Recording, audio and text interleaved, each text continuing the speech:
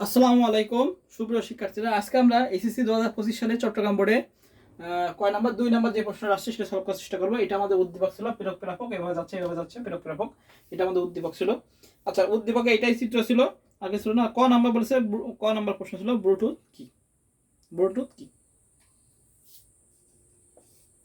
ক নাম্বার প্রশ্ন ব্লুটুথ কি, এটা আমাদের ক নাম্বার প্রশ্ন ছিল।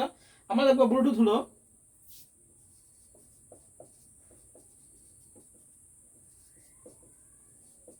ব্লুটুথ হলো 2.45 ফ্রিকোয়েন্সি বা গিগাহার্টজ, আমরা লিখতে পারি গিগাহার্টজ ফ্রিকোয়েন্সির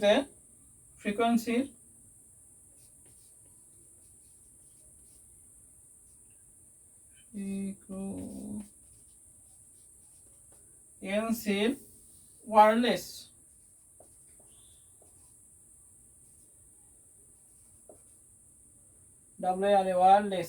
ওয়্যারলেস যোগাযোগের একটি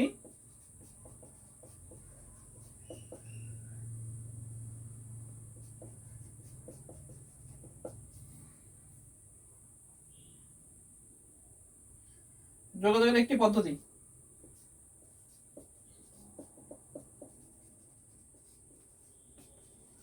যা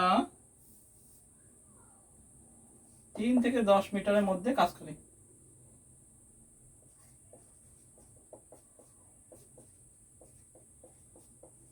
দূরত্বের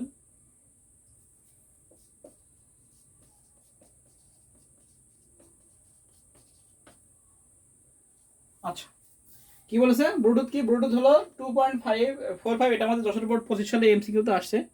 2.45 গিগাহার্টজ ফ্রিকোয়েন্সি ওয়্যারলেস যোগাযোগের একটি পদ্ধতি যা 3 থেকে 10 মিটার দূরত্বের মধ্যে কাজ করে। এটা আমাদের ক নাম্বার। ব্লুটুথ কি আমরা সঙ্গে দিতে হবে।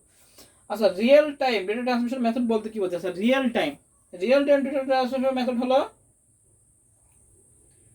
কি isochronous data transmission. Real time বলতে হলো লাইভ, যেটা আমরা কি বলি, কোনো সময় বিরতি ছাড়াই যেটা সরাসরি সম্প্রচার হয়, সেটাই রিয়েল টাইম। মানে একবারে কোনো সময় না নিয়ে ডাইরেক্ট অ্যাকশন, সেটাই হলো আমাদের রিয়েল টাইম। আমরা কি লিখবো? খ নম্বরে আইসোক্রোনাস বানান ভুল হতে পারে, আমরা ঠিক করে নেবো। আইসোক্রোনাস শব্দের অর্থ হলো সমান সময়। আইসোক্রোনাস সময়ের অর্থ কি? সমান, অর্থাৎ রিয়েল টাইম, কোনো বিরতি ছাড়াই কি করা হয়, ডেটা একেবারে প্রদান করা হয়। তা আমরা দেখবো কি, যে রিয়েল টাইম ডেটা ট্রান্সমিশন মেথডটি হলো আইসোক্রোনাস ডেটা ট্রান্সমিশন। আচ্ছা, আইসোক্রোনাস ট্রান্সমিশন হচ্ছে অ্যাসিনক্রোনাস ও সিনক্রোনাস ট্রান্সমিশনের একটি সমন্বিত পদ্ধতি। এই পদ্ধতিতে আইসোক্রোনাস পদ্ধতি স্টার্ট ও স্টপ বিটের মাঝখানে, সিনক্রোনাস পদ্ধতিতে ব্লক আকারে ডেটা ট্রান্সমিট হয়। এত কিছু লেখার দরকার নেই, আমরা লিখবো ডাইরেক্ট ভিডিও, লাইভ টিভি সম্প্রচার, অডিও ভিডিও, এগুলো কি করা হয়, সম্প্রচার, অর্থাৎ কোনো রকম সময় বিরতি না নিয়ে ডাইরেক্ট সম্প্রচার করা হয়। যে পদ্ধতিতে প্রেরক কম্পিউটারে কোনো রকম সময় না দিয়ে সেই তথ্য কি হয়, সময় বিরতি না নিয়ে প্রাপক কম্পিউটারে কি করে, পৌঁছে দেয় কোনো রকম সময় বিরতি ছাড়া, সেটাই হলো আমাদের আইসোক্রোনাস। আইসোক্রোনাস কি? লাইভ ভিডিও, লাইভ যা কিছু হবে সেটা কি আমাদের আইসোক্রোনাস। হ্যাঁ, যখন আমরা লাইভ ক্লাস নিই অনলাইনে, ইউটিউবে, আমরা ইউটিউবে লার্ন আইসিটি উইথ আকাশে আমরা কি নিই, যখন লাইভ ক্লাস নিই, সেটা হলো আইসোক্রোনাস, বুঝে গেছে? সেটা বলছে রিয়েল টাইম। আচ্ছা, গ নাম্বার বলেছে হলো উদ্দীপকে উল্লেখিত ডিভাইসটি কার্য পদ্ধতি। আচ্ছা, ডিভাইসটি কার্য পদ্ধতি, এটা হলো ডিভাইস যেটা আছে, হলো অপটিক্যাল ফাইবার কেবল বা ফাইবার অপটিক কেবল। গ নাম্বার কি আছে আমাদের? Optical fibre optic cable. Fibre optic cable, একটু আগে যেটা করলাম সেটাও ফাইবার অপটিক কেবল আছে, এটা খুব আসে ফাইবার অপটিক কেবল। এর গঠন প্রণালী সম্পর্কে আমরা একটু আগেই আলোচনা করলাম, সেটাই প্রশ্ন, একই প্রশ্ন, সেম প্রশ্ন। উদ্দীপকের প্রতিষ্ঠিত ডিভাইসটি হলো অপটিক্যাল ট্রান্সসিভার। আচ্ছা, অপটিক্যাল ট্রান্সসিভার হলো একটি ইলেকট্রো অপটিক্যাল ডিভাইস যা ফাইবার অপটিক নেটওয়ার্কের ট্রান্সমিশনে ও রিসিভারে কি করে গ্রহণ এবং প্রেরণ করতে পারে।